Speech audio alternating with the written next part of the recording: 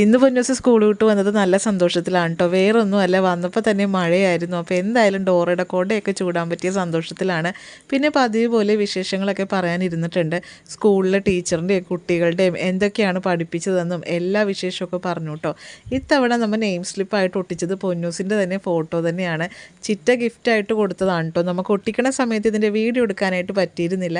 അപ്പോൾ ഇത് ബാക്കി വന്ന ഷീറ്റാണിത്. പൊന്നൂസിന് ഇത് കണ്ടപ്പോൾ എന്തായാലും ഇപ്പം തന്നെ ഒരെണ്ണം കൊടുത്തത് ബാഗിൽ ഒട്ടിക്കണമെന്നൊക്കെ പറയുന്നുണ്ട്. അങ്ങനെ ഇത് പൊന്നൂസിൻ്റെ ആഗ്രഹപ്രകാരം ഒരെണ്ണം എടുത്ത് നമ്മൾ നേരെ ബാഗിൽ ഒട്ടിച്ചിട്ടോ.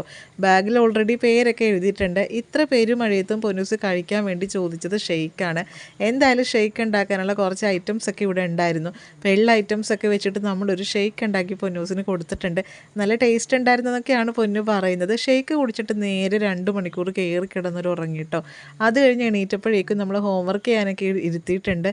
സാധാരണ ദിവസം കരഞ്ഞ് വഴക്കുണ്ടാക്കാൻ